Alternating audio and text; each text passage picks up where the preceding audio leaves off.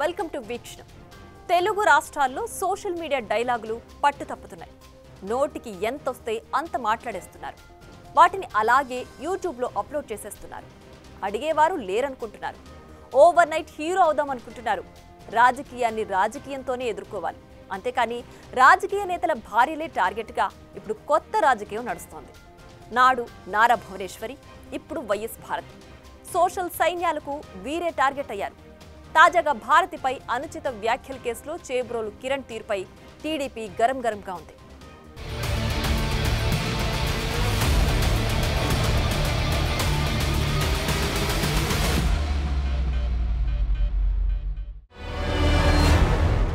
నీచపు మాటలు, కారు కూతలు, నోటికి ఎంతొస్తే అంత లైన్ దాటుతున్న సోషల్ మీడియా. తెలుగు రాష్ట్రాల్లో విష సంస్కృతి.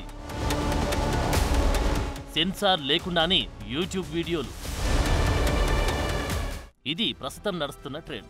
యూట్యూబ్, ఇన్స్టాగ్రామ్, ఫేస్బుక్ ఏది చూసినా చాలా కంటెంట్ వల్గర్ లాంగ్వేజ్ తో హై వ్యూస్ తో నడుస్తున్నాయి. నిజానికి సోషల్ మీడియాలో ఎవరికైనా స్వీయ నియంత్రణ అవసరం. సెన్సార్ కట్ చేసుకోవాలి. సభ్య సమాజానికి చూపించేది బోల్డ్ గా ఇష్టం వచ్చినట్లు ఉంటే కరెక్టేనా? ఇది చాలా మంది అర్థం చేసుకోవట్లేదు. అవతలి వాళ్లను కావాలనే టార్గెట్ చేసేలా వీడియోలు పెడుతున్నారు. మొన్నటికి మొన్న తెలంగాణ సీఎం రేవంత్ రెడ్డిపై అనుచితంగా మాట్లాడిన వారి వీడియోలను యాజ్ ఇట్ ఈజ్ గా యూట్యూబ్ లో అప్లోడ్ చేశారు. ఆ ఘటనలో అరెస్టులు కూడా జరిగాయి. తెలంగాణ ప్రభుత్వం అలాంటి వీడియోలు అప్లోడ్ చేసే వారికి ఘాటు వార్నింగ్లు కూడా ఇచ్చింది. ఇప్పుడు ఏపీ విషయానికి వద్దాం. ఇక్కడ కనిపిస్తున్న ఈ వ్యక్తి పేరు చేబ్రోలు కిరణ్. ఐటీడీపీ కార్యకర్త. రెగ్యులర్ పని చేసుకుంటూ వెళ్తే బాగుండేది. కానీ ఓ యూట్యూబ్ ఇంటర్వ్యూలో ఉద్దేశపూర్వకంగా ఏపీ మాజీ సీఎం జగన్ సతీమణి వైఎస్ భారతిపై అనుచిత వ్యాఖ్యలు చేశారు. సభ్య సమాజం అంగీకరించని భాష వాడాడు.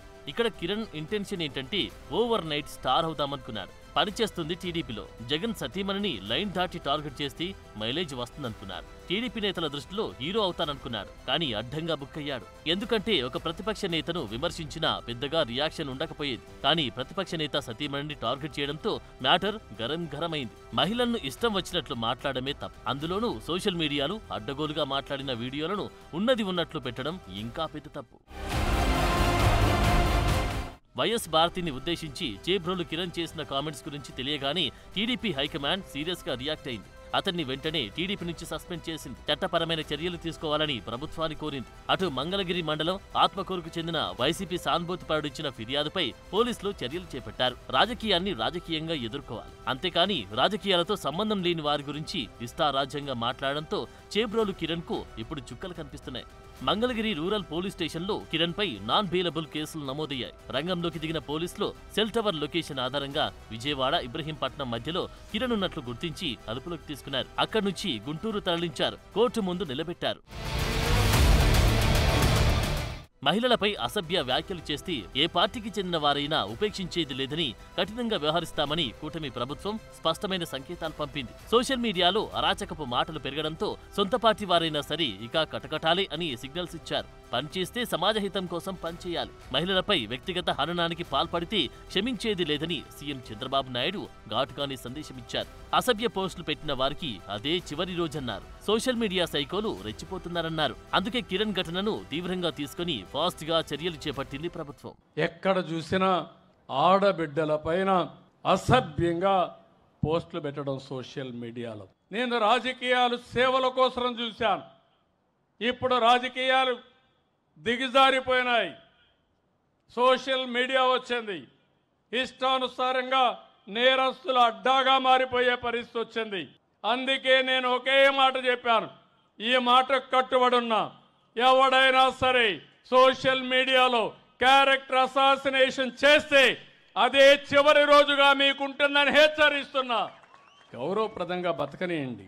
సమాజంలో మీకు చేతనైతే విలువలు నేర్పించండి. మీకు చేతనైతే సమాజ హితం కోసం పనిచేయండి. ఆదాయం పెంచండి. ఆరోగ్యాన్ని పెంచడానికి పనిచేయండి. లేకపోతే చేత కాకపోతే ఇంట్లో పడుకోండి. పిల్లలకు నేరాలు నేర్పించండి. రౌడీజం నేర్పించద్దండి. ఇది మంచి పద్ధతి కాదని కూడా హెచ్చరిస్తున్నా. సో ఐటీడీపీ కార్యకర్త చేబ్రోలు కిరణ్ పై కఠిన చర్యలతో సోషల్ మీడియా వారియర్లకు ప్రభుత్వం ఘాటు సందేశం పంపినట్లయింది. సొంత పార్టీ కార్యకర్తల్ని అరెస్టు చేస్తే ఇక ప్రత్యర్థి పార్టీలో ఇలాంటి చర్యలకు పాల్పడితే అంతే సంగతులన్న క్లారిఫికేషన్ ఇచ్చింది. అందుకే కిరణ్ పై మహిళల ఆత్మగౌరవానికి భంగం కలిగించడం, BNS 79 వర్గాల మధ్య శత్రుత్వాన్ని ప్రేరేపించడం, అనుచిత వ్యాఖ్యలు, నేరపూరిత కుట్ర, వ్యవస్థీకృత నేరం ఐటీ చట్టంలోని సెక్షన్ 67 సబ్ సెక్షన్ ఏ వంటి బెయిల్కు వీల్లేని సెక్షన్ల కింద కేసు పెట్టి అరెస్టు చేశారు. ఇక మ్యాటర్ చాలా సీరియస్ అయ్యేసరికి సదరు వ్యక్తి అరెస్టుకు ముందు తాను చేసిన వ్యాఖ్యలపై విచారం వ్యక్తం చేస్తూ వీడియో రిలీజ్ చేశాడు. వైఎస్ భారతి గారు తనను క్షమించాలని, మహిళలు అంటే గౌరవం ఉందని ఇంటర్వ్యూలో అసభ్యకరంగా మాట్లాడినందుకు కాలు పట్టుకుని క్షమాపణలు అడుగుతున్నా అని చెప్పుకొచ్చారు. కానీ అప్పటికే జరగాల్సిన నష్టం జరిగిపోయింది. మహిళలంటే గౌరవం ఉంటే ఇంటర్వ్యూలో అలా ఎలా మాట్లాడతారు, ఆ వీడియోను కట్ చేయకుండా ఎలా అప్లోడ్ చేస్తారన్న ప్రశ్నల్ని నెటిజన్లు స్పందిస్తున్న పరిస్థితి.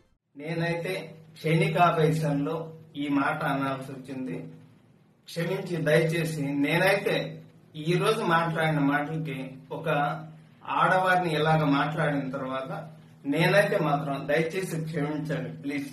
నేనైతే ఇంకనైతే వీడియోలు చేయదలుచుకోలేదు. నేను చేసిన పొరపాటు జీవితంలో ఇంకా నేనైతే చేయదలుచుకోలేదు. అమ్మ క్షమించు భారతి గారు. చేబ్రోలు కిరణ్ నోటి దురుసు ఇదొక్కటే కాదు. సోషల్ మీడియాలో గతంలో చాలా మందిపై వల్గర్ లాంగ్వేజ్ తో కంటెంట్ వదలాడని పోలీసులు గుర్తించారు. ఈ అనుచిత వ్యాఖ్యల విషయంలో కిరణ్ కుమార్ పై తాడేపల్లి, పట్టాభిపురం పోలీస్ స్టేషన్ల పరిధిలో 2 కేసులున్నాయని, ఆందోళన కార్యక్రమాలకు సంబంధించి నగరంపాలెం, గన్నవరం PS లో మరో 2 కేసులున్నాయని గుంటూరు SP సతీష్ చెప్పుకొచ్చారు. సోషల్ మీడియాలో ఈయన పదే అసభ్య దూషణలు చేస్తున్నారని, గతంలో మాజీ మంత్రి విడుదల రజనీ పైన అసభ్య పోస్టులు పెట్టారన్నారు. ఆంధ్రప్రదేశ్ గవర్నమెంట్ ఎప్పుడు చెప్తున్నట్టు ఆడవాళ్ళపైన కానీ లేకపోతే చిన్నపిల్లల పైన కానీ జరుగుతున్న నేరాలని ఎప్పుడు కూడా మనం అక్సెప్ట్ చేయము. సో దాంట్లో ఒక భాగంగా అలాగా మాట్లాడారు. ఎక్స్సీఎం గారి వైఫ్ పైన అలాగా అసభ్యంగా మాట్లాడారు కాబట్టి వాళ్ళని ఇమీడియట్గా అరెస్ట్ చేయడం జరిగింది. దీంట్లో ఈ పర్టికులర్ చీబ్రోలు కిరణ్ కుమార్ పైన ప్రీవియస్గా పట్టాభిపురంలో కేసు ఉంది, తర్వాత తాడేపల్లిలో ఒక కేసు ఉంది, తర్వాత ప్రివెంటివ్ సెక్షన్స్ పైన కూడా 2 కేసులు ఉంది. టోటలీ 5 కేసులు ఉన్నాయి, 4 కేసులు ఉన్నాయి. సో దీనితో పాటు కలిపి ఇది రిపీటెడ్గా చేస్తున్నారు కాబట్టి మనం రిమాండ్ కూడా మెజిస్ట్రేట్ దగ్గర ప్రొడ్యూస్ చేయబోతున్నాము. కిరణ్ చేసిన కామెంట్స్ పై ప్రభుత్వమే స్పందించి వేగంగా చట్టపరమైన చర్యలు తీసుకుంటే వైసీపీ మాజీ ఎంపీ గోరంట్ల మాధవ్ చట్టాన్ని చేతుల్లోకి తీసుకుని పోలీసుల సమక్షంలోనే కిరణ్ పై దాడికి యత్నించారు. పోలీసులు నిందితుడిని గుంటూరు SP కార్యాలయానికి వాహనంలో తీసుకెళ్తుండగా చుట్టుగుంట సెంటర్ వద్ద గోరంట్ల మాధవ్ తన కారు ముందు పెట్టి ఆ వాహనాలు అడ్డుకున్నారు. అంతేకాదు వైసీపీ కేంద్ర కార్యాలయంలో జరిగిన ప్రెస్ మీట్ లో మంత్రి నారా లోకేష్ పై అసభ్యకర వ్యాఖ్యలు చేశారు గోరంట్ల మాధవ్. దీంతో గుంటూరు జిల్లా తాడేపల్లి పోలీస్ స్టేషన్లో ఆయనపై కేసు నమోదైంది. ఇది ఆగడం లేదు.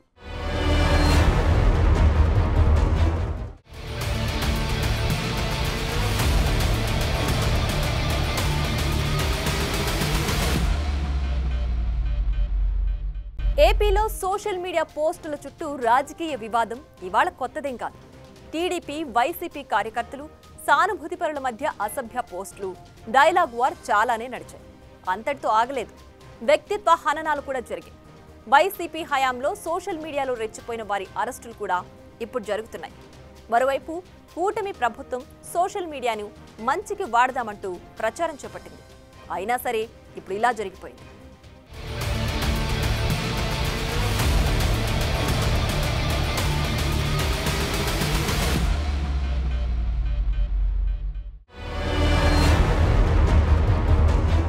ఏపీలో సోషల్ మీడియాలో వ్యక్తిత్వ హననాలు కొత్త కాదు.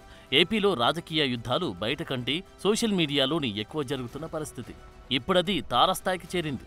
టీడీపీ, వైసీపీ అభిమానుల ముసుగులో కొందరు సోషల్ మీడియాలో రెచ్చిపోతున్నారు. తమ పార్టీల తరపున వకల్తా పుచ్చుకొని క్యారెక్టర్ అసాసినేషన్ చేస్తున్నారు. పైవారి మెప్పు కోసం చేస్తున్నారా, లేదంటే ఓవర్ రియాక్ట్ అవుతున్నారో గానీ ప్రత్యర్థి నేతలనే కాదు వారి భార్యలపైన వ్యక్తిత్వ హననాలకు పాల్పడుతున్న పరిస్థితి. వైసీపీ హయాంలో ఇలాంటి అసభ్య కామెంట్ల వ్యవహారం జోరుగా సాగింది. నారా భువనేశ్వరి గురించి కూడా నాటి వైసీపీ నేతలు చేసిన కామెంట్లు ఇప్పుడు మరోసారి తెరమీరికి వస్తున్నాయి. మహిళల గురించి, రాజకీయాల్లో లేని వారి గురించి ఇలా పోస్టులు పెట్టడం కొత్త కాదు.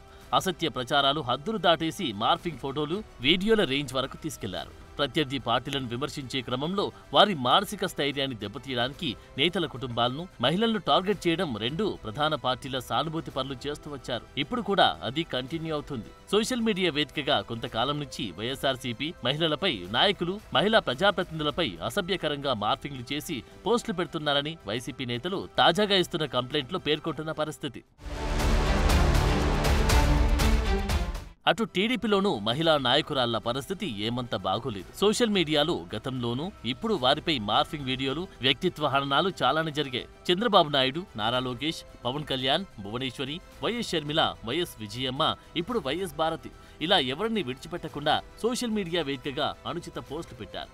కూటమి ప్రభుత్వం అధికారంలోకి వచ్చాక 680 మందికి నోటీసులు ఇవ్వగా 147 మంది మీద కేసులు నమోదు చేశారు. 50 మందికి పైగా అరెస్ట్ అయ్యారు. అనుచిత పోస్టులు పెట్టిన వారిలో ఒక వర్రా రవీందర్ రెడ్డి ఉన్నారు, ఒక పోసాని, ఒక వర్మ, ఒక సజ్జల భార్గవ్ రెడ్డి, ఇలా లిస్టు పెద్దదిగానే ఉంది. ఎన్నికలకు ముందు విడుదలైన వ్యూహం సినిమా ప్రమోషన్ టైంలో చంద్రబాబు, నారా లోకేష్, పవన్ కళ్యాణ్ వ్యక్తిత్వాలను కించపరిచేలా ట్విట్టర్లో పోస్ట్ పెట్టారని రామ్ గోపాల్ వర్మ మీద కేసు గతంలోనే నమోదైంది. గతంలో వైసీపీ సోషల్ మీడియా విభాగం కన్వీనర్గా ఉన్న సజ్జల భార్గవ్ రెడ్డి పైన కేసులు నమోదయ్యాయి. పవన్ కళ్యాణ్తో పాటు చంద్రబాబు, లోకేష్ పై అనుచిత వ్యాఖ్యలు చేశారంటూ వైసీపీ పాలనలో ఎఫ్డీసీ చైర్మన్ గా పనిచేసిన సినీ నటుడు పోసాని కృష్ణమురళి మీద కేసులు నమోదయ్యాయి. అరెస్టు కూడా అయ్యారు. ఇంకా అరెస్ట్ అవ్వాల్సిన వారు మిగిలే ఉన్నారు. ఇదిగో ఈ ఫోటో చూడండి. సోషల్ మీడియాను మంచికి వాడదామంటూ ఏపీలో కూటమి ప్రభుత్వం 4 నెలల క్రితం నుంచి ప్రచారం చేపట్టింది. చెడు వినొద్దు, చెడు చూడొద్దు, చెడు మాట్లాడొద్దు అని గాంధీ సూక్తి కాన్సెప్ట్తో సోషల్ మీడియాలో చెడు పోస్టులు వద్దంటూ క్యాంపెయిన్ చేపట్టింది. సోషల్ మీడియాను మంచికి వాడదామంటూ భారీ హోర్డింగ్లు కూడా పెట్టారు. సినీ సెలబ్రిటీలతో ప్రచారం చేయించారు. అసత్య ప్రచారాలకు, దూషణలకు స్వస్తి పలుకుదామంటూ ప్రజలకు పిలుపునిచ్చింది కూడా. ఇంత చేసినా వ్యక్తిత్వ హననం ఆగలేదు. వైఎస్ భారతిపై చేసిన కామెంట్ల తర్వాత ప్రభుత్వం మరింత అప్రమత్తమైంది. మహిళల వ్యక్తిత్వాన్ని కించపరిస్తే అదే వారికి చివరి రోజు అని స్వయంగా సీఎం చంద్రబాబు అన్నారంటే ఇకపై ఎంత సీరియస్ గా మ్యాటర్ ఉండబోతుందో అర్థం చేసుకోవచ్చు. సోషల్ మీడియాలో అరాచకాలు సృష్టించే వారికి ఇది ఫైనల్ కాల్ అని చెప్పొచ్చు. వైఎస్ భారతిపై కామెంట్ల విషయంలో సొంత పార్టీ కార్యకర్తని నాన్ బెయిలబుల్ కేసు పెట్టి వేగంగా రియాక్ట్ అయిన ప్రభుత్వం ఇక ప్రతిపక్ష కార్యకర్తల కామెంట్లను ఎట్టి పరిస్థితుల్లోనూ సహించబోదు. దీనికి ఫుల్ స్టాప్ పెట్టాలన్న ఆలోచనతోనే కూటమి ప్రభుత్వం ఉన్నట్లు కనిపిస్తోంది. సోషల్ మీడియాలో అసభ్యంగా మాట్లాడే వాళ్ళపై, రేటింగ్స్ కోసం ఎంటర్టైన్ చేసే యూట్యూబ్ ఛానళ్లపై కఠిన చర్యలు ఉండాల్సిందేనని వైఎస్ షర్మిల హెచ్చరించారు. ఇలాంటి వారిపై కఠిన చర్యలు తీసుకోవాలని కూటమి ప్రభుత్వాన్ని డిమాండ్ చేశారు. ఏ పార్టీ వాళ్ళైనా, ఎంతటి వాళ్ళైనా శిక్ష పడాలన్నారు.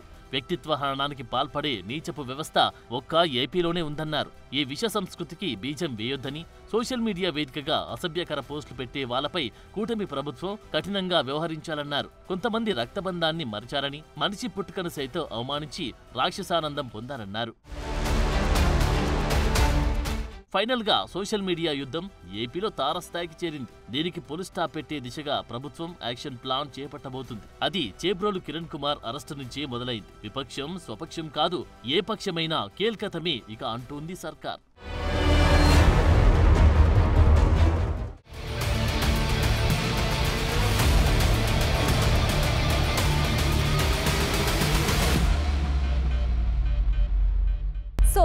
ఏపీలో సోషల్ మీడియా వార్ తగ్గుతుందనుకుంటే ఇలా ముదురుతూ ఉంది.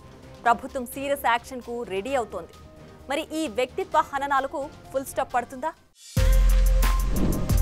For more videos like this, subscribe Big TV channel.